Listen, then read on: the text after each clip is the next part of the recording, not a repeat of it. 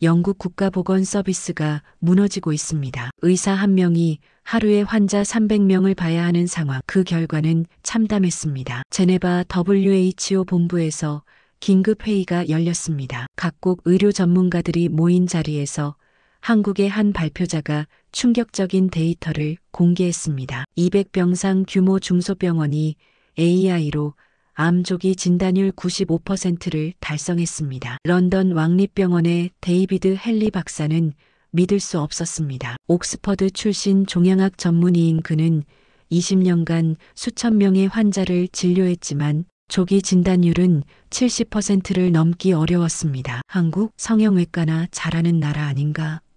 동료 의사들은 비웃었습니다. 하지만 데이비드는 6개월 전 놓친 환자의 얼굴을 떠올렸습니다. 초기 폐암을 발견하지 못해 3기로 진행된 42세 엄마 그녀는 결국 세상을 떠났습니다. 데이비드는 개인 휴가를 내고 서울행 비행기에 올랐습니다. 서울 성북구의 작은 병원에서 그가 목격한 것은 의료계의 모든 상식을 뒤집는 광경이었습니다. 30대 여성 개발자가 만든 AI가 그가 20년간 배운 모든 것을 0.8초 만에 해냈습니다. 이것은 단순한 기술 이야기가 아닙니다. 영국 의료계가 무릎 꿇고 유럽 15개국이 줄을 선 72시간의 기록입니다. 지금부터 한국이 의료 AI 표준을 만든 날의 전말을 공개합니다. 안녕하세요. 저는 데이비드 헨리입니다. 런던 왕립병원에서 20년째 종양학 전문의로 일하고 있습니다. 오늘 여러분께 제 인생을 바꾼 이야기를 들려드리려고 합니다. 어떻게 편견이 진실을 가렸는지, 그리고 한국이라는 나라가 제게 무엇을 가르쳐 주었는지 말입니다. 2024년 3월의 어느 월요일 아침이었습니다. 진료실 문을 열자마자 복도에 환자들이 가득했죠. 오전 9시부터 오후 6시까지 쉬는 시간도 없이 환자를 봐야 했습니다. 영국 국가보건서비스 NHS는 만성적인 의사 부족에 시달리고 있었거든요. 한 명의 의사가 하루에 300명 가까운 환자를 상담해야 하는 상황이었습니다. 그날도 마찬가지였습니다. 환자 한 명당 평균 2분도 채 할애할 수 없었죠. CT 영상을 빠르게 훑어보고 판단을 내려야 했습니다. 오후 4시쯤 42세 여성 환자가 들어왔습니다. 사라 존슨이라는 이름의 두 아이 엄마였죠. 3주간 지속된 기침과 가슴 통증을 호소했습니다. CT 영상을 확인했지만 특별한 이상은 보이지 않았습니다. 피로감일 거예요. 충분히 쉬시고 2주 후에 다시 오세요. 그렇게 그녀를 돌려보냈습니다. 하지만 6개월 후 그녀는 3기 폐암 진단을 받았고 1년 뒤 세상을 떠났습니다. 부검 결과 제가 봤던 그 CT에 이미 초기 암세포가 있었다는 걸 알게 되었죠. 그날 밤 저는 잠을 이룰 수 없었습니다. 제가 조금만 더 자세히 봤더라면, 시간이 조금만 더 있었더라면 그녀를 살릴 수 있었을 텐데. 하지만 현실은 냉혹했습니다. 다음 날도 300명의 환자가 기다리고 있었으니까요. 그로부터 3개월 후 WHO에서 이메일이 왔습니다. 제네바에서 열리는 디지털 헬스 컨퍼런스에 참석해달라는 내용이었죠. 주제는 AI를 활용한 의료 혁신이었습니다. 솔직히 큰 기대는 없었습니다. AI 의료라면 구글이나 IBM 같은 거대 기업들이나 하는 것이라고 생각했거든요. 컨퍼런스 둘째 날 오후 세션이었습니다. 한국에서 온 발표자가 무대에 올랐습니다. 30대 후반으로 보이는 여성이었는데 영어는 유창하지 않았지만 눈빛만은 확신에 차 있었죠. 그녀의 발표 제목은 이랬습니다. 200병상 중소병원의 AI 혁신, 95% 조기 암 진단율 달성. 순간 귀를 의심했습니다. 95%라고요? 저희 왕립병원도 70%를 넘기 어려운데 말입니다. 더 놀라운 건 200병상 규모라는 점이었습니다. 영국 기준으로는 동네 병원 수준이었거든요. 발표자는 서울 성북구에 있는 희망병원이라는 곳에서 18개월간 AI 시스템을 운영한 결과라고 설명했습니다. 3mm 크기의 폐 결절도 놓치지 않습니다. 처리 시간은 0.8초입니다. 옆자리에 앉은 독일 의사가 속삭였습니다. 말도 안 돼. 한국은 성형외과나 잘하는 나라잖아. 저도 고개를 끄덕였습니다. 뭔가 과장된 게 분명하다고 생각했죠. 하지만 발표가 계속되면서 데이터가 쏟아졌습니다. 1200명의 환자 샘플, 영상의학과 전문의 5명의 블라인드 테스트 비교, 그리고 실제 조직 검사 결과와의 일치율까지 모든 것이 논문급 수준으로 정리되어 있었습니다. 질의응답 시간에 옥스퍼드 대학 교수가 손을 들었습니다. 검증은 어떻게 하셨나요? 한국식약처와 WHO 아시아 사무국의 승인을 받았습니다. 원하시면 데이터를 전부 공개하겠습니다. 그 순간 회의장이 조용해졌습니다. 만약 이게 사실이라면 의료계의 게임 체인저가 될 수 있는 이야기였으니까요. 발표가 끝난 후 저는 그녀에게 다가갔습니다. 혹시 병원 방문이 가능할까요? 직접 보고 싶습니다. 그녀는 명함을 건네며 미소 지었습니다. 김소연입니다. 언제든 환영합니다. 그날 밤 호텔방에서 저는 깊은 고민에 빠졌습니다. 정말 가봐야 할까? 동료들은 시간 낭비라고 할 게 뻔했죠. 하지만 사라 존슨의 얼굴이 자꾸 떠올랐습니다. 제가 놓친 그 작은 암세포, 만약 AI가 그걸 찾을 수 있다면 더 이상 제2의 사라는 없을 텐데. 다음 날 아침 저는 결심했습니다. 직접 확인하러 가기로요. 런던으로 돌아온 저는 병원 동료들에게 WHO 컨퍼런스 이야기를 꺼냈습니다. 점심시간 의국 라운지에서였죠. 한국의 중소병원이 AI로 95% 조기 진단율을 달성했다는데 한번 가보려고 합니다. 순간 식사하던 동료들이 일제히 저를 쳐다봤습니다. 존 교수가 먼저 반응했습니다. 데이비드, 정신 차려. 한국은 K-팝이나 드라마로 유명한 나라야. 의료기술은 우리가 한참 앞서 있다고. 옆에 있던 레지던트도 거들었죠. 교수님, 한국 하면 성형외과 아닌가요? 강남 성형외과는 유명하잖아요. 모두가 웃었습니다. 저도 따라 웃었지만 마음 한편이 불편했습니다. 그날 저녁 집에 돌아와 한국에 대해 검색해봤습니다. 놀랍게도 한국은 반도체 세계 1위, 조선업 세계 1위, 디스플레이 세계 1위 국가였습니다. 오지 통신망 구축도 세계에서 가장 빨랐죠. 제가 알던 한국과는 완전히 달랐습니다. 왜 우리는 한국을 제대로 몰랐을까요? 다음 날 김소연 박사에게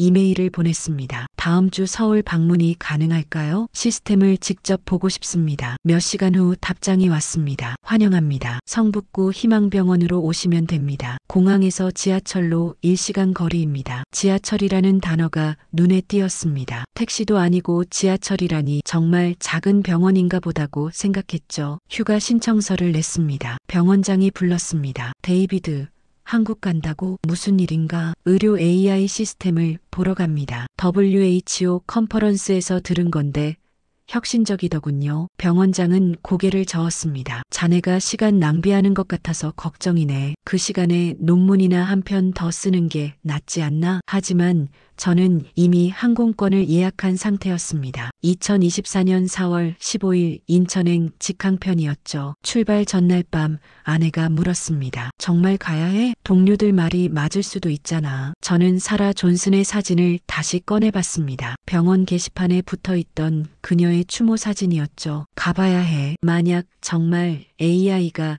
초기 암을 찾을 수 있다면 사라 같은 사람을 더 이상 잃지 않을 수 있어. 아내는 제 손을 꽉 잡았습니다. 당신답네요. 조심히 다녀와요. 다음 날 아침 히드로 공항에서 비행기에 올랐습니다. 12시간의 비행 끝에 인천국제공항에 도착했죠. 공항을 나서는 순간 첫 번째 충격을 받았습니다. 모든 안내판이 디지털 디스플레이였고 무료 와이파이가 공항 전체에서 터졌습니다. 심지어 화장실도 자동문에 온도 조절이 되는 변기였죠. 런던 히드로 공항보다 훨씬 현대적이었습니다. 이게 개발도상국이라고? 지하철을 타고 서울 시내로 들어갔습니다. 역시 놀라웠습니다. 열차는 정확히 2분 간격으로 도착했고 모든 사람이 스마트폰으로 결제했죠. 역 안내방송은 한국어, 영어, 중국어, 일본어 4개 언어로 나왔습니다. 영국 지하철과는 차원이 달랐습니다. 성북구역에 내렸습니다. 주택가 사이로 작은 상가들이 늘어서 있었죠. 희망병원은 역에서 걸어서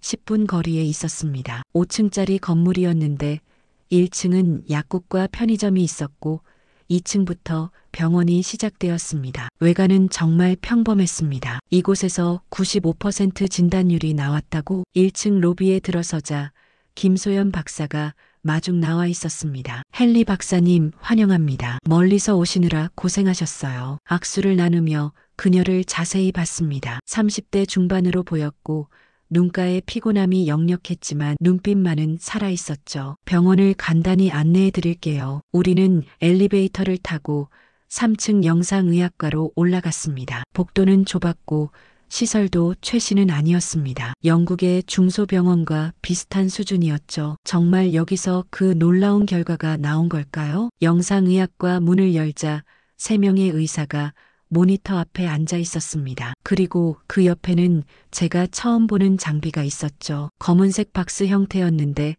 여러 개의 모니터가 연결되어 있었습니다. 이게 저희 AI 시스템입니다. 이름은 메디아이라고 부릅니다. 김 박사가 시스템 앞으로 저를 안내했습니다. 지금부터 실제 환자 케이스를 보여드리겠습니다. 개인정보는 모두 익명 처리된 상태입니다. 그녀가 환자 파일을 열었습니다. 58세 남성 환자의 흉부 CT 영상이었죠. 자, 이제 AI가 분석을 시작합니다. 클릭 한 번에 시스템이 작동했습니다. 화면에 숫자들이 빠르게 스쳐 지나갔죠. 그리고 정확히 0.8초 후 결과가 나왔습니다. 화면에 빨간 원이 표시되며 경고음이 울렸습니다. 좌측 폐 상엽 3mm 결절 발견, 악성 가능성 87%, 즉시 조직 검사 권장. 저는 화면에 가까이 다가갔습니다. CT 영상을 확대해 봤지만 제 눈에는 아무것도 보이지 않았습니다. 정말 여기에 뭔가 있나요? 김 박사가 이미지를 더 확대했습니다. 그제야 희미하게 작은 음영이 보였죠. 이 환자는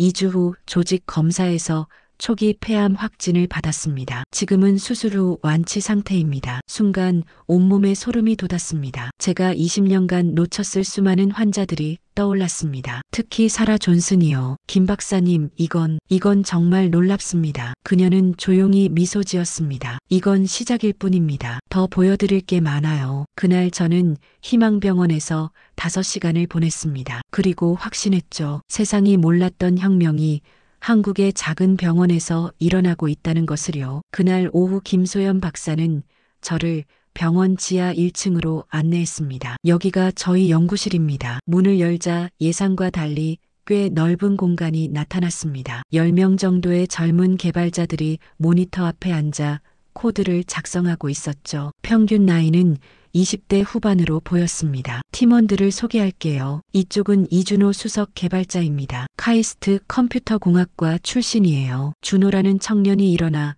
악수를 청했습니다. 반갑습니다. 영국에서 오셨다고 들었어요. 그의 영어는 유창했고 악수하는 손에는 자신감이 묻어났죠. 김 박사가 회의실로 저를 데려갔습니다. 벽면에는 개발 과정을 보여주는 사진들이 붙어 있었습니다. 작은 원룸 같은 곳에서 4~5명이 노트북을 펼쳐놓고 작업하는 모습이었죠. 여기서 시작하셨나요? 네, 3년 전 판교에 월세 50만 원짜리 원룸이었어요. 그녀가 차를 따르며 이야기를 시작했습니다. 저는 서울대 의대를 졸업한 후 영상의학과 전공의를 했어요. 하지만 매일 수백 장의 CT를 보면서 한계를 느꼈죠. 사람의 눈으로는 놓치는 게 너무 많았습니다. 특히 3mm 이하 초기 병변은 전문의도 발견하기 어렵거든요. 그래서 AI를 공부하기로 했습니다. 전공의를 그만두고 온라인으로 머신러닝을 독학했어요. 주변에서는 미쳤다고 했죠. 의사 그만두고 코딩을 배운다고요? 저는 고개를 끄덕였습니다. 용기 있는 결정이었네요. 그녀는 쓴웃음을 지었습니다. 용기라기보단 절박함이었어요. 2년간 독학한 후 프로토타입을 만들었습니다. 하지만 문제가 있었죠. 학습 데이터가 필요했어요. 삼성서울병원, 서울아산병원 같은 대형 병원에 협력을 요청했지만 모두 거절당했습니다. 검증되지 않은 기술이라는 이유였죠. 저는 커피를 한 모금 마시며 물었습니다. 그럼 어떻게 데이터를 구하셨나요? 중소병원을 찾아다녔습니다. 경기도, 충청도, 전라도 할 것 없이 200병상 이하 병원 50곳을 방문했어요. 대부분 문전박대였지만 몇몇 병원장님들이 기회를 주셨죠. 여기 희망병원의 박 원장님도 그중 한 분이셨습니다. 왜 중소병원들이 협력했을까요? 그들도 절박했으니까요. 김 박사가 또 다른 사진을 보여줬습니다. 지방의 한 병원 복도였는데 환자들이 바닥에 앉아 대기하고 있었죠. 중소병원은 영상의학과 전문의를 구하기 어렵습니다. 연봉을 많이 줘도 서울 대형병원을 선호하거든요. 그래서 한 명의 의사가 하루 500장 넘는 영상을 판독해야 하는 경우도 있어요. 그 말에 저는 깜짝 놀랐습니다. 500장이요? 그건 불가능한 숫자인데요. 맞아요. 그래서 오진율이 높고 환자들도 큰 병원으로 가려고 하죠. 악순환이었습니다. 그런 병원들이 제게 데이터를 제공해 준 거예요. 서로 윈윈이었던 거죠. 2년간 20개 병원에서 10만 건의 CT 영상을 수집했습니다. 모두 익명 처리하고 환자 동의를 받았어요. 그리고 각 케이스마다 조직 검사 결과까지 매칭했죠. 이게 저희 AI의 핵심 경쟁력입니다. 실제 임상 데이터로 학습했다는 거예요. 그녀가 노트북을 열어 데이터 구조를 보여줬습니다. 나이별, 성별, 흡연 여부, 가족력까지 세밀하게 분류되어 있었죠. 구글이나 IBM의 AI는 주로 해외 데이터로 학습합니다. 하지만 한국인의 체형과 질병 패턴은 서양인과 달라요. 그래서 저희 AI가 한국 환자들에게는 더 정확한 겁니다. 저는 고개를 끄덕였습니다. 이론적으로는 맞는 말이었죠. 그런데 궁금한 게 있습니다. 개발 자금은 어떻게 마련하셨나요? 김 박사가 잠시 망설이다 답했습니다. 제 전세금 2억 원을 빼서 썼어요. 그리고 팀원들은 최저임금도 안 되는 월급을 받으며 버텼죠. 왜 그렇게까지 하셨나요? 그녀의 눈빛이 흔들렸습니다. 제 어머니가 폐암으로 돌아가셨어요. 3기에 발견됐죠. 만약 조금만 일찍 발견했더라면 살 수 있었을 텐데 그때 다짐했습니다. 더 이상 이런 일이 없도록 만들겠다고. 저는 할 말을 잃었습니다. 사라 존슨의 얼굴이 또 떠올랐죠. 오후 3시쯤 실제 환자가 CT 촬영을 하러 왔습니다. 김 박사가 물었죠. 실시간 진단 과정을 보시겠어요? 물론입니다. 우리는 영상의학과로 올라갔습니다. 65세 남성 환자였는데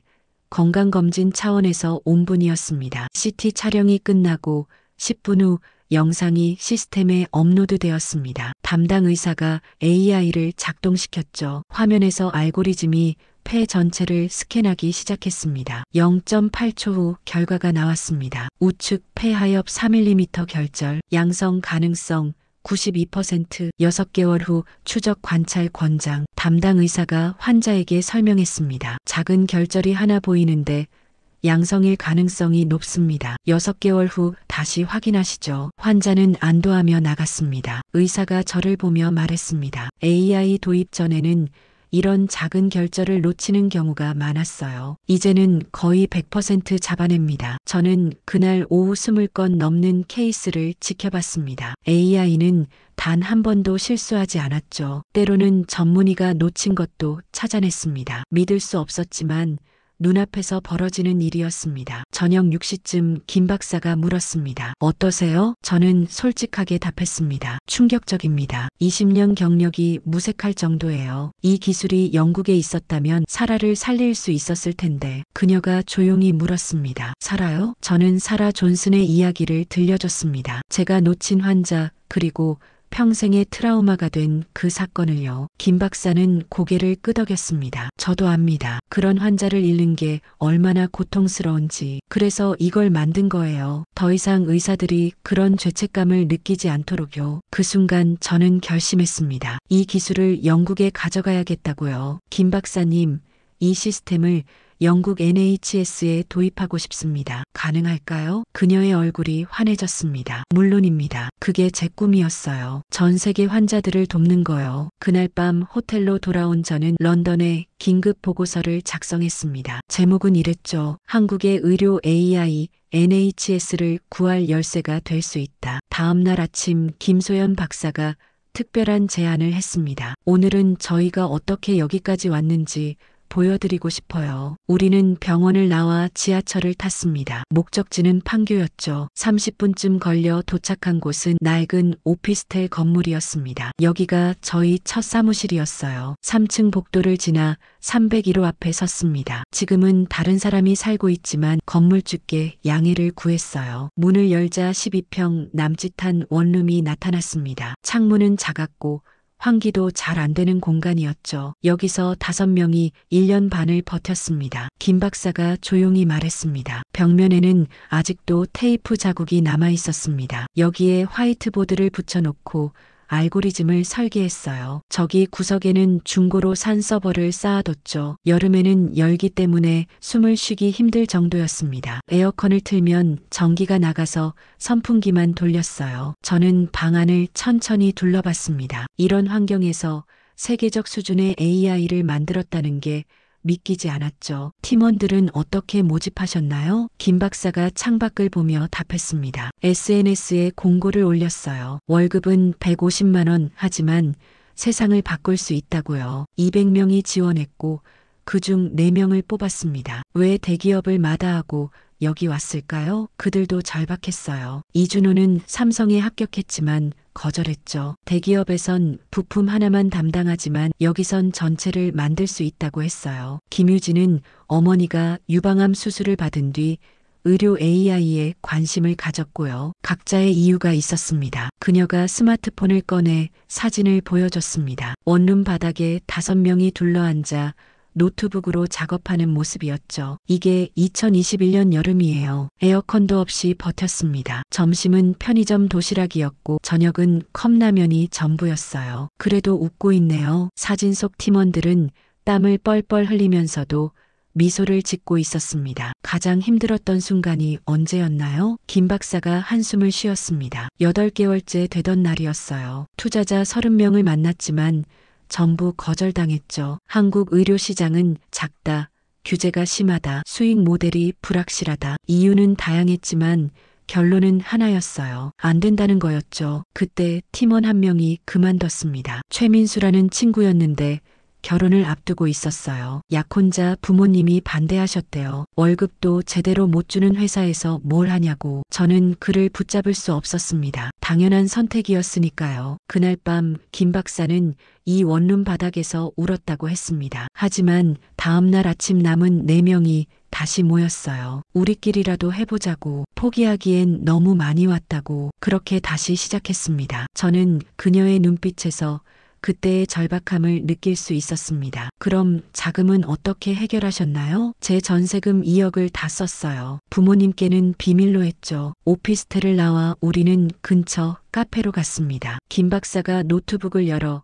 개발 과정을 보여줬습니다. 처음 6개월은 알고리즘 설계에만 매달렸어요. 기존 논문 500편을 읽고 분석했죠. 그런데 문제가 있었습니다. 해외 논문들은 서양인 데이터 기반이었어요. 한국인은 체형이 다르고 폐 구조도 미묘하게 달라요. 그래서 처음부터 다시 설계해야 했죠. 이준호가 3개월 밤을 새워서 새로운 알고리즘을 만들었습니다. 화면에는 복잡한 수식들이 가득했습니다. 이게 딥러닝 모델의 핵심인가요? 네, CNN과 RNN을 결합한 하이브리드 구조예요. 하지만 알고리즘만으로는 부족했습니다. 진짜 문제는 데이터였죠. 아무리 좋은 모델도 데이터가 없으면 쓸모없으니까요. 그래서 전국을 돌아다니기 시작했습니다. 경기도 안산의 한 병원이 첫 번째였어요. 병원장님을 만나 사정했죠. 데이터를 제공해 주시면 무료로 AI 시스템을 드리겠다고요. 처음엔 거절하셨어요. 검증도 안 된 기술을 어떻게 믿냐고. 하지만 제가 3일간 병원에 상주하며 영상의학과 일을 도왔습니다. 의사 면허가 있으니까 가능했죠. 그러면서 AI의 가능성을 보여드렸어요. 결국 병원장님이 허락하셨습니다. 한번 믿어보겠다고요. 그 병원에서 3,000건의 데이터를 받았습니다. 첫 번째 학습을 시켰죠. 결과는 실망스러웠어요. 정확도가 62%밖에 안 됐습니다. 사람보다 못한 수준이었죠. 팀원들이 좌절했지만 저는 알고 있었어요. 데이터가 더 필요하다는 걸요. 그래서 2번째, 3번째 병원을 찾아갔습니다. 6개월간 20개 병원을 돌았어요. 어떤 곳은 환영했고 어떤 곳은 쫓아냈죠. 한 번은 대구의 한 병원에서 경비원에게 끌려나간 적도 있어요. 사기꾼 취급을 받았거든요. 김 박사의 목소리가 잠시 떨렸습니다. 하지만 포기하지 않았어요. 한 곳이라도 더 설득해야 했으니까요. 10만 건의 데이터가 모였을 때 드디어 돌파구가 보였습니다. 정확도가 85%를 넘었어요. 그리고 여기 희망병원의 박 원장님을 만났죠. 그분이 결정적이었습니다. 18개월간 병원에서 시범 운영할 기회를 주신 거예요. 조건은 단 하나 한 건이라도 오진하면 즉시 중단이었습니다. 그 18개월이 정말 지옥이었어요. 매일 아침 출근해서 모든 케이스를 확인했죠. AI가 놓친 건 없는지, 오판한 건 없는지, 밤에는 알고리즘을 개선했어요. 그렇게 5,000건을 처리하고 나니 정확도가 95%를 넘었습니다. 그때야 비로소 숨을 쉴 수 있었어요. 저는 커피를 한 모금 마시며 물었습니다. 그 과정에서 포기하고 싶지 않으셨나요? 김 박사가 창밖을 보며 답했습니다. 매일 포기하고 싶었어요. 하지만 환자들의 얼굴을 떠올렸죠. 제 어머니처럼 놓친 진단 때문에 고통받는 사람들, 그들을 생각하면 멈출 수 없었어요. 그녀가 다시 사진을 보여줬습니다. 희망병원에서 첫 성공 케이스를 발견했을 때 팀원들이 포옹하며 우는 모습이었죠. 이게 1년 전이에요. 3mm 폐암을 찾아낸 순간이었습니다. 환자는 수술 후 완치됐고요. 그날 저희는 처음으로 제대로 된 회식을 했어요. 삼겹살집에서요. 저는 그 사진을 보며 가슴이 뭉클해졌습니다. 이들은 단순히 기술을 개발한 게 아니었습니다. 사람을 살리는 꿈을 현실로 만든 거였죠. 김 박사님, 대단하십니다. 정말로요. 그녀는 고개를 저었습니다. 저 혼자 한 게 아니에요. 팀원들, 협력해준 병원들 모두의 힘이었습니다. 그날 오후 우리는 다시 희망병원으로 돌아왔습니다. 저는 이제 확신했습니다. 이 기술은 영국에 꼭 필요하다고요. 하지만 NHS를 설득하는 건 또 다른 전쟁이 될 거라는 것도 알고 있었습니다. 그래도 해야 했습니다. 사라 같은 환자를 더 이상 잃지 않기 위해서요. 런던으로 돌아온 저는 곧바로 병원 이사회에 보고서를 제출했습니다. 제목은 한국 의료 AI의 NHS 도입 제안이었죠. 일주일 후 이사회 회의가 소집되었습니다. 참석자는 병원장을 포함한 이사 15명과 주요 과장들이었습니다. 저는 노트북을 열고 프레젠테이션을 시작했습니다. 신사숙녀 여러분, 제가 서울에서 목격한 것은 의료계의 패러다임 전환입니다. 화면에 희망병원의 AI 시스템 영상을 띄웠죠. 0.8초 만에 3mm 결절을 찾아내는 장면이었습니다. 95%의 조기 진단율, 이건 우리 병원의 70%를 크게 상회합니다. 존 베이커 병원장이 손을 들었습니다. 데이비드, 검증은 어떻게 됐나? 한국식약처 승인과 WHO 아시아 사무국 인증을 받았습니다. 18개월간 5,000건의 실제 임상 데이터로 검증됐죠. 저는 김소연 박사에게 받은 논문 자료를 배포했습니다. 하지만 반응은 냉담했습니다. 옥스퍼드 출신 외과 과장 리차드 톰슨이 비웃었습니다. 한국이요? 솔직히 말해서 한국은 의료 후진국 아닙니까? 성형외과나 잘하는 나라로 알고 있는데요. 몇몇 이사들이 킥거렸습니다. 저는 침착하게 답했습니다. 그건 편견입니다. 한국은 반도체 세계 1위, 오지통신 세계 최초 상용화 국가입니다. 그래도 의료는 다르죠. 우리 영국이 NHS로 쌓아온 경험이 몇십 년인데, 리차드가 팔짱을 끼며 말했습니다. 저는 데이터를 보여줬습니다. 한국의 암 5년 생존율은 70.3%로 영국의 50.9%보다 훨씬 높습니다. 의료 접근성도 OECD 1위예요. 회의실이 조용해졌습니다. 재무이사가 질문했습니다. 비용은 얼마나 되나요? 초기 도입 비용은 약 50만 파운드입니다. 하지만 오진으로 인한 소송 비용 절감과 조기 발견으로 인한 치료비 절감을 고려하면 3년 내 회수 가능합니다. 숫자를 제시하자 분위기가 조금 누그러졌습니다. 하지만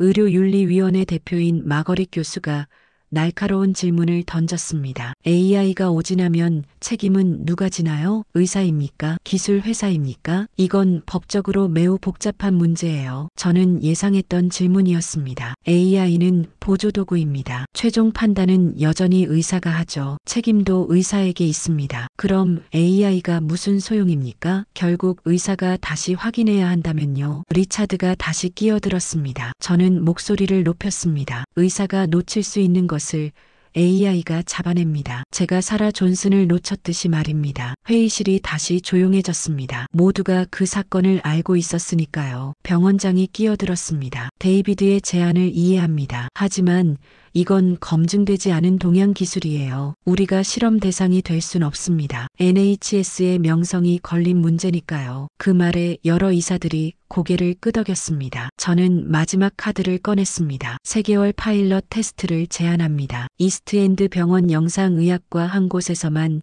시범 운영하는 겁니다. 비용은 제가 개인적으로 부담하겠습니다. 만약 실패하면 즉시 중단하고 책임도 제가 지죠. 모두가 놀란 표정을 지었습니다. 개인 돈으로요? 네. 제 연구비 5만 파운드를 투자하겠습니다. 병원장이 다른 이사들과 눈빛을 교환했습니다. 잠시 논의하겠네. 회의는 30분간 중단되었죠. 복도에서 기다리는 동안 가슴이 쿵쿵 뛰었습니다. 만약 거절당하면 어떡하지? 하지만 되돌릴 수 없었습니다. 이미 김소연 박사에게 희망을 주었으니까요. 회의실 문이 열렸습니다. 병원장이 말했습니다. 3개월 파일럿을 승인합니다. 단 조건이 있어요. 한 건이라도 심각한 오진이 발생하면 즉시 중단입니다. 그리고 모든 데이터는 우리 윤리위원회 감독하에 관리됩니다. 저는 안도의 한숨을 쉬었습니다. 감사합니다. 후회 안 하실 겁니다. 하지만 복도로 나오자마자 리차드가 저를 불렀습니다. 데이비드, 자네 경력에 먹칠하는 거야. 한국 기술이 여기서 통할 거라고 생각하나? 실패하면 책임질 준비는 됐겠지? 저는 그의 눈을 똑바로 보며 답했습니다. 네. 각오는 돼 있습니다. 하지만 성공할 겁니다. 그날 밤 김소연 박사에게 이메일을 보냈습니다. 파일럿 테스트 승인됐습니다. 다음 달 런던으로 와주실 수 있나요? 몇 시간 후 답장이 왔습니다. 물론입니다. 준비하고 가겠습니다. 그녀의 간단한 답장에서도 긴장감이 느껴졌습니다. 이건 한국 의료 AI의 첫 해외 진출이었으니까요. 한 달 후 김소연 박사와 이준호 개발자가 런던에 도착했습니다. 히드로 공항에서 그들을 만났을 때 둘 다 피곤한 얼굴이었죠. 12시간 비행이었지만 시차 적응할 시간도 없이 바로 병원으로 향했습니다. 이스트엔드 병원은 런던 동부의 중산층 지역에 있는 300병상 규모 병원이었습니다. 영상의학과장 메리 윌슨 박사가 우리를 맞이했습니다. 50대 중반의 베테랑 전문의였죠. 한국에서 오셨다고 들었어요. 솔직히 기대는 안 하고 있습니다. 김소연 박사가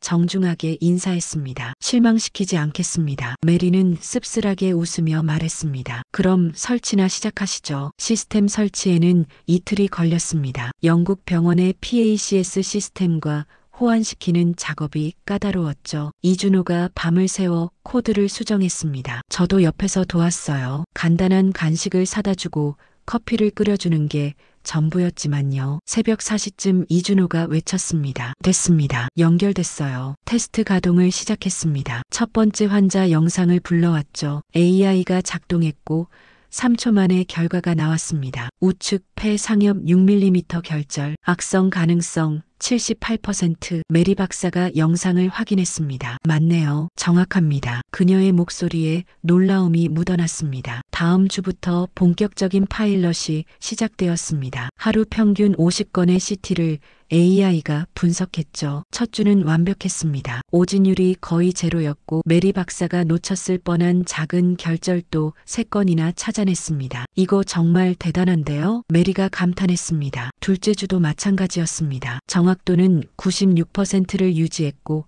환자들의 대기 시간도 30% 단축되었죠. 소문이 퍼지기 시작했습니다. 병원 복도에서 다른과 의사들이 저를 불렀습니다. 데이비드, 한국 AI 진짜 되는 거야? 우리 과에도 도입할 수 있나? 저는 자신감이 생겼습니다. 하지만 셋째 주 수요일 재앙이 찾아왔습니다. 오전 11시쯤 갑자기 시스템에서 경고음이 울렸습니다. 메리 박사가 저를 급히 불렀죠. 데이비드, 이거 봐요. AI가 이상한 결과를 내놓고 있어요. 화면에는 정상 폐를 악성으로 판정한 케이스가 3건이나 표시되어 있었습니다. 심장이 철렁 내려앉았습니다. 김소연 박사와 이준호를 급히 불렀죠. 두 사람이 시스템을 점검하기 시작했습니다. 30분 후 이준호가 원인을 찾았습니다. 영국 CT 기기의 해상도 설정이 한국과 달라요. 호환 문제입니다. 고칠 수 있나요? 시간이 필요합니다. 최소 48시간은요. 하지만 시간이 없었습니다. 오후 2시에 병원 이사회 점검이 예정되어 있었거든요. 리차드 톰슨이 직접 온다고 했습니다. 저는 메리 박사에게 부탁했습니다. 이 시간만 시간을 벌어주세요. 제발입니다. 메리가 한숨을 쉬었습니다. 해보죠. 하지만 보장은 못해요. 김소연과 이준호는 회의실에 틀어박혀 코드를 수정하기 시작했습니다. 저는 복도를 왔다 갔다 하며 기도했죠. 제발 되게 해달라고. 2시가 되었습니다. 리차드가 3명의 이사와 함께 나타났습니다. 어디 한번 볼까요? 그의 표정에는 냉소가 가득했습니다. 이제 진짜 전쟁이 시작되었습니다. 리차드 톰슨과 이사들이 영상의학과로 들어왔습니다. 메리 박사가 앞장서서 안내했죠. 이쪽입니다. 시스템을 보여드리겠습니다. 저는 뒤따라가면서 속으로 기도했습니다. 제발 김소연 박사가 고쳐놓았기를. 하지만 확신할 수 없었습니다. 겨우 1시간밖에 안 지났으니까요. 리차드가 모니터 앞에 섰습니다. 자, 그럼 실제로 보여주시죠. 한국 AI의 실력을요. 메리 박사가 환자 파일을 불러왔습니다. 62세 남성의 흉부 CT였죠. AI 실행 버튼을 클릭했습니다. 화면에서 분석이 시작되었고 제 심장은 미친 듯이 뛰었습니다. 3초가 지났습니다. 결과가 나타났죠. 정상, 이상, 소견 없음. 메리가 영상을 직접 확인했습니다. 맞습니다. 정상이에요. 저는 안도의 한숨을 쉬었습니다. 고쳤구나. 하지만 리차드는 만족하지 않았습니다. 한 건으로는 부족하죠. 더 보여주세요. 특히 어려운 케이스로요. 메리가 어제 온 환자 파일을 열었습니다. 55세 여성 흡연자였죠. CT 영상이 로딩되고 AI가 작동했습니다. 이번엔 5초가 걸렸습니다. 그리고 결과가 나왔죠. 좌측 폐하엽 4mm 결절, 악성 가능성 82%, 조직 검사 권장. 화면에 빨간 원이 정확히 표시되었습니다. 리차드가 영상을 확대해서 봤습니다. 한참을 들여다보더니 고개를 끄덕였죠.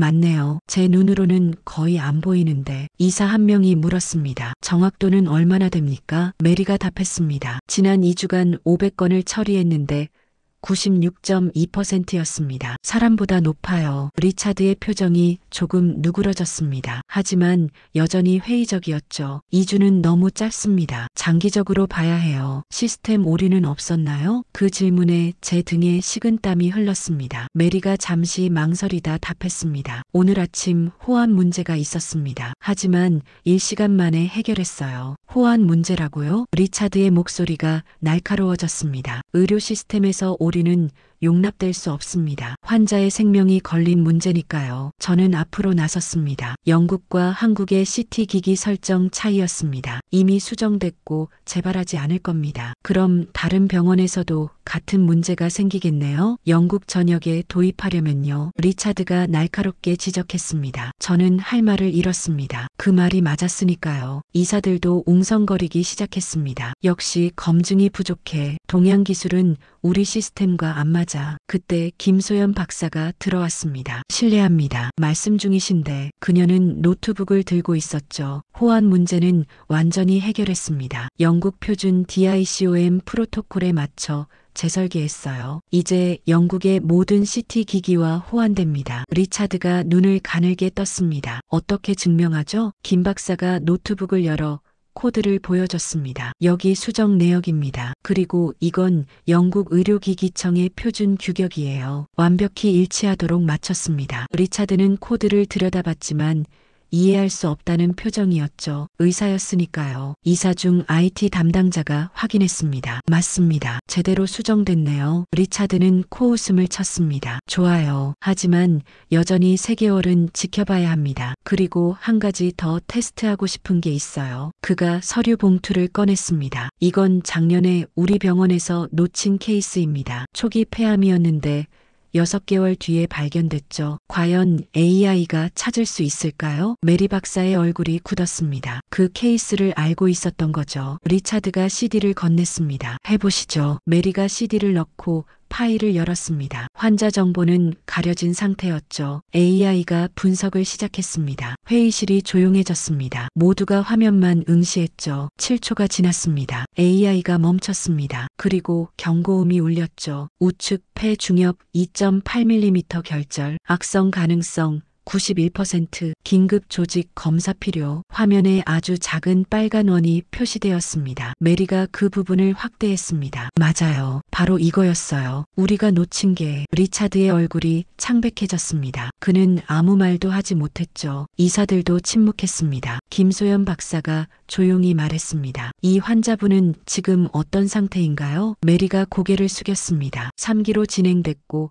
현재 항암 치료 중입니다. 만약 그때 발견했더라면 수술로 완치 가능했을 거예요. 저는 리차드를 똑바로 봤습니다. 이게 바로 이유입니다. AI가 필요한 이유요. 우리는 아무리 노력해도 한계가 있습니다. 하지만 AI는 우리가 못 보는 걸 봐요. 리차드는 한참을 침묵하다 말했습니다. 알겠습니다. 파일럿을 계속 진행하시죠. 하지만 3개월 후 최종 평가는 엄격하게 할 겁니다. 의사들이 나간 후 메리 박사가 김소연의 손을 잡았습니다. 고맙습니다. 당신이 만든 이 시스템이 많은 환자를 살릴 거예요. 김 박사의 눈가가 붉어졌습니다. 그게 제 꿈이었어요. 저는 두 사람을 보며 가슴이 뭉클해졌습니다. 국경을 넘어 같은 마음으로 환자를 생각하는 의사들이었으니까요. 그날 저녁 우리는 근처 펍에 모였습니다. 메리, 김소연, 이준호 그리고 저까지 넷이었죠. 메리가 맥주를 들며 말했습니다. 솔직히 처음엔 반신반의했어요. 한국 기술이라니. 하지만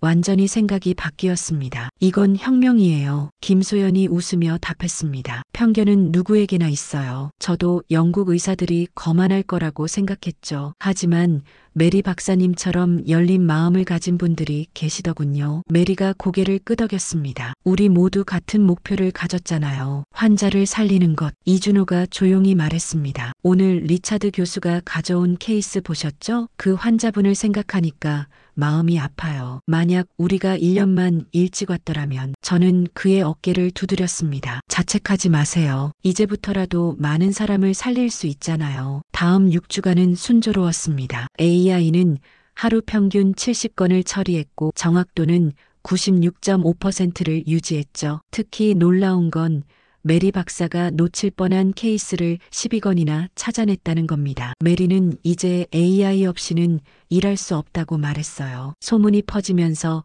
다른 병원에서도 문의가 들어왔습니다. 왕립병원, 세인트 토마스 병원, 심지어 옥스퍼드 대학병원에서도 연락이 왔죠. 모두가 시스템을 보고 싶어 했습니다. 저는 김소연 박사에게 말했습니다. 준비하세요. 곧 영국 전역에서 주문이 쏟아질 거예요. 하지만 그녀는 조심스러웠습니다. 아직 이릅니다. 3개월 파일럿이 끝나고 공식 승인을 받아야 해요. 성급하게 확장하면 문제가 생길 수 있어요. 그녀의 신중함이 옳았습니다. 기술보다 중요한 건 신뢰였으니까요. 2개월째가 되었을 때 BBC에서 취재 요청이 왔습니다. 한국 AI가 NHS에서 시범 운영 중이라는 소식을 들었다는 거죠. 저는 병원장과 상의했습니다. 병원장은 고개를 저었어요. 아직 이릅니다. 3개월 후에 공식 발표하는 게 좋겠어요. 하지만 이미 언론의 관심은 시작되었습니다. 다음 날 가디언지에 작은 기사가 났죠. 런던 병원, 한국 의료 AI 시범 도입. 기사는 짧았지만 반응은 뜨거웠습니다. SNS에서는 찬반 논쟁이 벌어졌어요. 한국 기술을 믿을 수 있나? AI가 의사를 대체하는 건 위험하다. 온갖 의견이 쏟아졌죠. 리차드 톰슨도 인터뷰를 했습니다. 아직 검증 단계입니다. 성급한 기대는 금물이에요. 그의 말투에는 여전히 회의가 묻어 있었죠. 하지만 저는 확신했습니다. 1개월만 더 지나면 모두가 인정할 거라고요. 그리고 마침내 3개월째 마지막 주가 다가왔습니다. 최종 평가의 시간이었죠. 3개월 파일럿의 마지막 주 월요일이었습니다. 병원장이 전체 회의를 소집했죠. 참석자는 이사회 전원과 각 과 대표들이었습니다. 데이비드, 최종 보고를 부탁합니다. 저는 준비한 프레젠테이션을 시작했습니다. 지난 3개월간 총 4,200건의 CT를 처리했습니다. 화면에 그래프가 나타났습니다. 정확도는 평균 96.7%였고 메리 박사가 놓칠 뻔한 초기 암 케이스는 29건이었습니다. 오지는 단 3건, 모두 경미한 케이스였죠. 환자 대기 시간은 40% 단축되었고 의사들의 업무 부담도 크게 줄었습니다. 수치로 보면 압도적인 성공이었죠. 메리 박사가 추가 발언을 했습니다. 저는 30년간 영상의학과에서 일했습니다. 이런 도구는 처음 봤어요. AI는 제가 지치거나 실수할 때도 절대 놓치지 않습니다. 이제 이것 없이는 일할 수 없을 것 같아요. 그녀의 진심 어린 말에 많은 의사들이 고개를 끄덕였습니다. 하지만 리차드는 여전히 회의적이었습니다. 숫자는 좋아 보입니다. 하지만 비용 대비 효과는 어떻습니까? 재무 담당 이사가 답했습니다. 초기 투자 50만 파운드는 이미 회수했습니다. 조기 발견으로 절감된 치료비만 120만 파운드예요. 투자 수익률로 보면 240%입니다. 회의실이 웅성거렸습니다. 병원장이 말했습니다. 인상적이군요. 그렇다면 정식 도입을 고려해 봐야겠어요. 저는 가슴이 두근거렸습니다. 드디어 성공하는 건가? 하지만 그때 리차드가 손을 들었습니다. 잠깐만요. 한 가지 확인하고 싶은 게 있습니다. 그가 서류를 꺼냈습니다. 이번 주 금요일 옥스퍼드 대학병원에서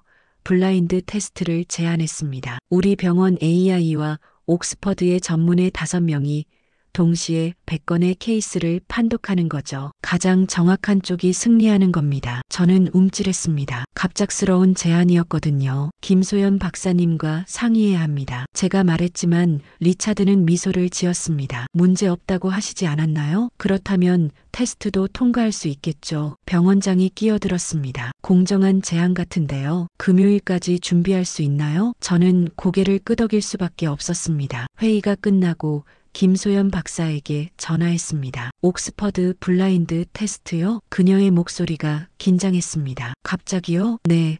리차드가 준비한 함정 같아요. 김 박사가 한숨을 쉬었습니다. 알겠습니다. 준비하겠어요. 하지만 옥스퍼드 전문의들은 영국 최고잖아요. 저도 압니다. 하지만 우리를 믿어야죠. 수요일 밤 김소연과 이준호가 시스템 점검을 시작했습니다. 저도 함께했죠. 모든 알고리즘을 다시 검토하고 데이터베이스를 업데이트했습니다. 새벽 2시쯤 이준호가 뭔가를 발견했습니다. 박사님, 이거 보세요. 최근 업데이트 후 처리 속도가 0.3초 느려졌어요. 0.3초면 큰 차이 아닌가요? 제가 물었지만 이준호는 고개를 저었습니다. 아닙니다. 100건을 처리하면 30초 차이예요. 속도 경쟁에서 밀릴 수 있어요. 김소연이 결단을 내렸습니다. 최적화 작업을 다시 합니다. 금요일까지 48시간밖에 없었지만 선택의 여지가 없었죠. 목요일 내내 세 사람은 코드를 수정했습니다. 저는 커피와 샌드위치를 사다 주는 것밖에 할 수 없었어요. 저녁 7시쯤 메리 박사가 찾아왔습니다. 어떻게 되고 있나요? 김소연이 지친 얼굴로 답했습니다. 최선을 다하고 있습니다. 메리가 그녀의 어깨를 두드렸습니다. 당신들을 믿어요. 금요일 아침이 밝았습니다. 우리는 새벽 6시에 옥스퍼드로 출발했습니다. 차 안은 침묵으로 가득했죠. 김소연은 노트북을 무릎에 놓고 계속 코드를 확인했습니다. 이준호는 눈을 감고 있었지만 잠들지는 못한 것 같았어요. 저도 마찬가지였습니다. 옥스퍼드 대학병원에 도착했을 때 이미 많은 사람들이 모여 있었습니다. BBC 카메라도 와 있었죠. 리차드가 우리를 맞이했습니다. 환영합니다. 준비는 됐나요? 김소연이 정중하게 인사했습니다. 네, 준비됐습니다. 리차드의 입가에 묘한 미소가 떠올랐습니다. 테스트 규칙이 설명되었습니다. 100건의 CT 케이스 모두 익명 처리됨. AI와 옥스퍼드 전문의 5명이 동시에 판독, 시간 제한은 2시간, 정확도와 속도를 종합평가, 공정성을 위해 WHO 아시아 사무국 대표가 감독관으로 참석했습니다. 시작하시죠. 감독관이 선언했습니다. 이준호가 시스템을 켰습니다. 첫 번째 케이스가 로딩되었죠. AI가 작동하기 시작했습니다. 옥스퍼드 전문의들도 각자 모니터 앞에 앉았습니다. 저는 시계를 봤어요. 이제부터 이 시간이 운명을 결정할 것입니다. 30분이 지났습니다. AI는 벌써 42건을 처리했습니다. 전문의들은 평균 8건 정도였죠. 속도에서는 압도적이었습니다. 하지만 정확도가 문제였어요. 1시간이 지났을 때 AI는 73건을 완료했습니다. 전문의들은 15건 정도였습니다. 1시간 30분 AI가 모든 케이스를 끝냈습니다. 김소연이 안도의 한숨을 쉬었죠. 전문의들은 아직 70건 정도 남아 있었습니다. 이 시간이 되었을 때 전문의들도 모두 완료했습니다. 이제 정확도 비교만 남았죠. 감독관이 정답을 공개하기 시작했습니다. 케이스 1번 AI 정답, 전문의 A 정답, B 정답, C 오답. 숫자가 쌓여갔습니다. 50번째 케이스까지 AI는 48개 정답이었습니다. 전문의 평균은 44개였죠. 긴장감이 고조되었습니다. 김소연의 손이 떨리는 게 보였습니다. 75번째 케이스 AI가 처음으로 틀렸습니다. 리차드가 중얼거렸죠. 역시. 하지만 전문의 5명 중 4명도 똑같이 틀렸습니다. 100번째 마지막 케이스가 공개되었습니다. AI 정답, 전문의들 모두 정답. 최종 집계가 시작되었습니다. 감독관이 결과를 발표했습니다. AI 정확도 97.2%, 전문의 평균 정확도 89.4%, 속도는 AI가 2시간, 전문의 평균 2시간, 종합평가 AI 승리. 회의장이 술렁거렸습니다. 리차드의 얼굴이 굳었죠. 하지만 부정할 수 없는 결과였습니다. BBC 기자가 마이크를 들이댔습니다. 박사님, 소감이 어떠신가요? 김소연이 조심스럽게 답했습니다. 영광입니다. 하지만 AI는 의사를 대체하는 게 아닙니다. 도와주는 도구일 뿐이에요. 겸손한 답변이었지만 그 안에는 자신감이 묻어났죠. 옥스퍼드 전문의 중 한 명이 김소연에게 다가왔습니다. 놀랍습니다. 어떻게 이런 정확도를 만들어냈나요? 김 박사가 미소 지으며 답했습니다. 10만 건의 실제 임상 데이터와 3년간의 노력이었습니다. 그 의사가 고개를 숙였습니다. 배우고 싶습니다. 그날 저녁 BBC 메인 뉴스에 우리 이야기가 나왔습니다. 한국 의료 AI 옥스퍼드 전문의 꺾어 새로운 의료시대 열리나. 앵커는 이렇게 말했죠. 이것은 단순한 기술 경쟁이 아닙니다. 의료의 패러다임이 바뀌는 순간입니다. 월요일 아침 병원장이 저를 불렀습니다. 데이비드, 이사회에서 만장일치로 결정했네. 정식 도입하기로. 그리고 NHS 전체에 추천 보고서를 올릴 거야. 저는 기쁨에 눈물이 날 뻔했습니다. 감사합니다. 후회 안 하실 겁니다. 김소연에게 전화했습니다. 성공했어요. NHS 전체 도입이에요. 그녀의 목소리도 떨렸습니다. 정말요? 믿기지 않아요. 3년 전 판교 원룸에서 시작했는데 이제 영국 전역에서 쓰이게 되는 거예요. 저는 웃으며 말했습니다. 이건 시작일 뿐입니다. 곧 유럽 전체가 알게 될 거예요. 실제로 그 주 안에 독일,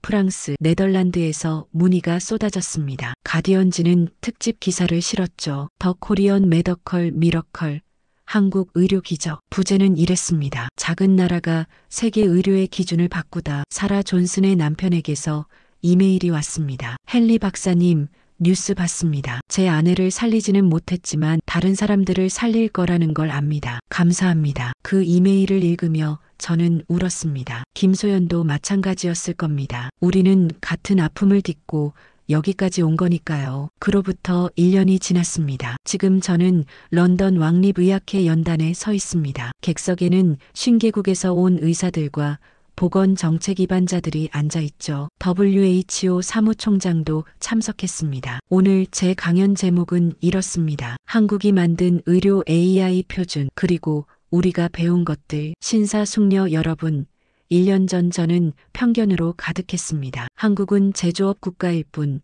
의료기술은 우리가 앞선다고 믿었죠. 하지만 서울 성북구의 작은 병원에서 제 생각이 완전히 바뀌었습니다. 화면에 희망병원 사진이 떠올랐습니다. 여기서 혁명이 시작됐습니다. 김소연 박사와 그녀의 팀은 판교 원룸에서 세계를 바꿀 기술을 만들었습니다. 전세금 2억 원, 컵라면으로 버티는 열정, 그리고 환자를 살리겠다는 순수한 목표. 그것이 전부였습니다. 대기업의 자본도 정부의 지원도 없었죠. 하지만 그들에게는 더 강한 무기가 있었습니다. 절박함이었습니다. 현재 영국에서는 NHS 소속 230개 병원이 이 시스템을 사용하고 있습니다. 도입 1년 만에 초기 암 발견율이 23% 상승했죠. 구체적인 숫자로 보면 3,400명의 생명을 더 살렸습니다. 3,400명. 그들 각자에게는 가족이 있고 꿈이 있습니다. 이것이 기술의 진정한 가치입니다. 독일은 지난달 전국 도입을 결정했습니다. 프랑스는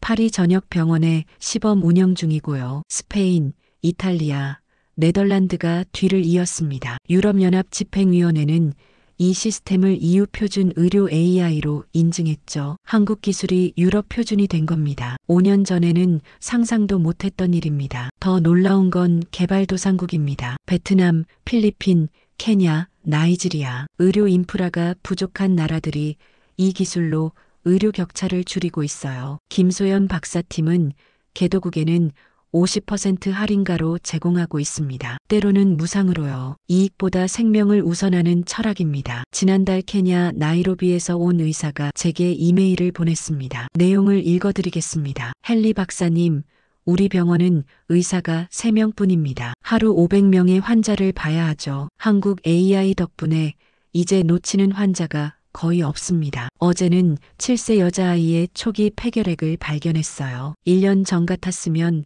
발견하지 못했을 겁니다. 한국에 감사를 전해주세요. 객석에서 박수가 터져 나왔습니다. 저는 잠시 말을 멈췄습니다. 이게 바로 우리가 추구해야 할 의료의 모습입니다. 국경도, 인종도, 경제력도 상관없이 모두에게 평등한 진료. 한국이 그 길을 보여줬습니다. 물론 반대도 있었습니다. 일부 의사들은 AI가 자신의 일자리를 빼앗을까 두려워했죠. 하지만 실제로는 정반대였습니다. AI가 단순 반복 작업을 처리하니까 의사들이 환자와 대화할 시간이 늘어났어요. 진료 만족도가 40% 상승했고 의사들의 번아웃도 30% 감소했습니다. 기술은 인간을 대체하는 게 아니라 인간을 더 인간답게 만들었습니다. 리차드 톰슨 교수도 지금은 가장 열렬한 지지자가 되었습니다. 그가 지난주 제게 말했죠. 데이비드, 내가 틀렸네. 편견이 얼마나 위험한지 깨달았어. 한국에게서 배운 가장 큰 교훈은 겸손이야. 우리가 최고라는 오만함이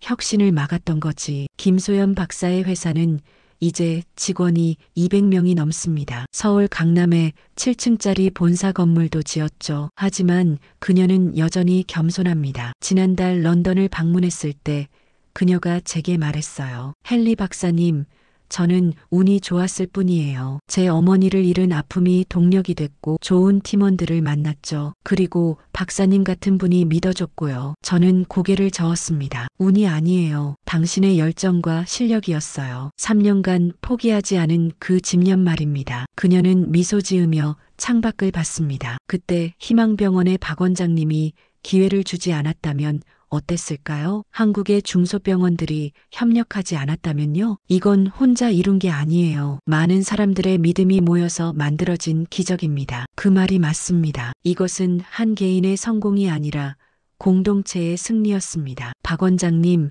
20개 중소병원 관계자들, 데이터를 제공한 환자들, 메리 박사 같은 해외 협력자들 모두가 한마음으로 같은 목표를 향해 달렸기에 가능했죠. 작년에는 더 특별한 일이 있었습니다. 김소연 박사가 영국 왕립의학회 명예 펠로우로 선출된 겁니다. 한국인 최초였죠. 시상식에서 그녀는 이렇게 말했습니다. 이 영예는 제 것이 아닙니다. 전 세계 의료진이 함께 만든 성과예요. 앞으로도 국경 없는 의료 협력을 이어가겠습니다. 그녀의 다음 목표는 더 원대합니다. 췌장암, 난소암 같은 발견하기 어려운 암들도 조기 진단하는 AI를 개발 중이에요. 또한 개발도상국 전용 저가형 시스템도 만들고 있죠. 최신 CT 장비가 없어도 구형 장비에서 작동하는 버전입니다. 기술은 특권이 아니라 권리라는 게 그녀의 철학입니다. 저도 변했습니다. 이제 매년 서울을 방문합니다. 희망병원에서 젊은 의사들을 가르치고 김소연 팀과 새로운 프로젝트를 논의하죠. 작년에는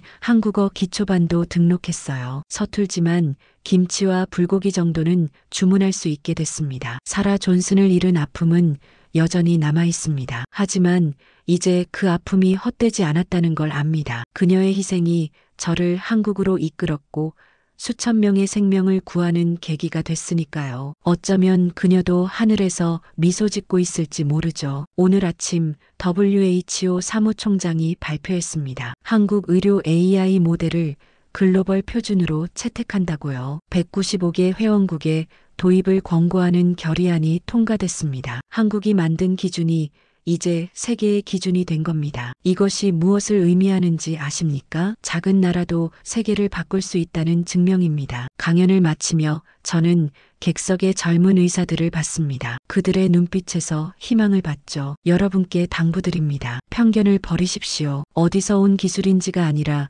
환자를 살릴 수 있는지를 보십시오. 한국이 저에게 가르쳐준 가장 큰 교훈입니다. 그리고 혁신은 거창한 곳에서 오지 않습니다. 판교 원룸 성북구 중소병원, 바로 그런 곳에서 세상을 바꾸는 아이디어가 탄생합니다. 중요한 건 시설이 아니라 열정이고 자본이 아니라 목적입니다. 김소연 박사와 그녀의 팀이 증명했듯이요. 마지막으로 개인적인 이야기를 하나 더 하겠습니다. 지난주 42세 여성 환자가 제게 왔습니다. 3주간 지속된 기침과 가슴 통증을 호소했죠. 순간 사라 존슨이 떠올랐습니다. 하지만 이번엔 달랐습니다. AI가 CT를 분석했고 3mm 결절을 발견했어요. 조직 검사 결과 초기 폐암이었습니다. 수술은 성공적이었고 그녀는 완치 판정을 받았습니다. 퇴원하는 날 그녀가 제 손을 잡으며 말했어요. 살려주셔서 감사합니다. 저는 답했죠. 저 혼자 한 게 아닙니다. 한국의 어느 의사가 어머니를 잃은 아픔으로 만든 기술 덕분이에요. 그녀에게 감사해야 합니다. 그날 저녁 김소연 박사에게 문자를 보냈습니다. 오늘 또 한 명을 살렸습니다. 당신 덕분에요. 몇 분 후 답장이 왔습니다. 우리 덕분이에요. 함께 만든 기적이니까요. 그 짧은 문자에 1년간의 여정이 다 담겨 있었습니다. 지금 이 순간에도 전 세계 어딘가에서 한국 AI가 누군가의 생명을 구하고 있을 겁니다. 런던에서, 베를린에서, 나이로비에서, 마닐라에서 국경도 언어도 피부색도 다르지만 모두가 같은 목표를 향해 달리고 있죠. 생명을 구하는 것. 그것이 의사의 본분이니까요. 한국은 우리에게 기술만 준 게 아닙니다. 희망을 줬습니다. 불가능해 보이는 일도 열정과 헌신으로 이뤄낼 수 있다는 희망. 작은 시작이 큰 변화를 만들 수 있다는 희망. 그리고 편견을 버리고 서로 배울 때 우리 모두가 성장할 수 있다는 희망 말입니다. 제 이야기는 여기서 끝입니다. 하지만 한국 의료 AI의 이야기는 이제 시작일 뿐입니다. 앞으로 10년, 20년 후에는 어떤 기적이 또 펼쳐질까요? 저는 확신합니다. 김소연 박사 같은 사람들이 있는 한 더 많은 혁신이 올 거라고요. 감사합니다. 그리고 대한민국에 감사드립니다. 여러분이 세계 의료의 새로운 기준을 만들어 주셨습니다. 객석에서 기립박수가 쏟아졌습니다. 50개국 의사들이 모두 일어섰죠. 저는 연단을 내려오며 주머니 속 사진을 만졌습니다. 사라 존슨의 사진이었어요. 사라. 당신의 희생이 헛되지 않았어요. 이제 많은 사람들이 살아갈 겁니다. 당신 덕분에요. 그리고 한국이라는 나라가 제게 가르쳐 준 것. 크기가 아니라 의지가 세상을 바꾼다는 것. 늦게 시작해도 가장 빠르게 달릴 수 있다는 것. 그리고 진정한 혁신은 이익이 아니라 사람을 위할 때 온다는 것. 이 교훈을 평생 잊지 않겠습니다. 런던 왕립의학회를 나서는데 봄바람이 불었습니다. 따뜻하고 희망찬 바람이었죠. 저는 하늘을 올려다보며 생각했습니다. 한국에서 시작된 이 바람이 전 세계로 퍼져나가고 있다고. 그리고 그 바람이 더 많은 생명을 살릴 거라고요. 이것이 제가 목격한 한국 의료 AI의 기적입니다. 그리고 여러분도 각자의 자리에서 기적을 만들 수 있습니다. 편견을 버리고 열린 마음으로 배우고 협력한다면 말입니다. 한국이 증명했듯이 불가능은 없습니다. 감사합니다.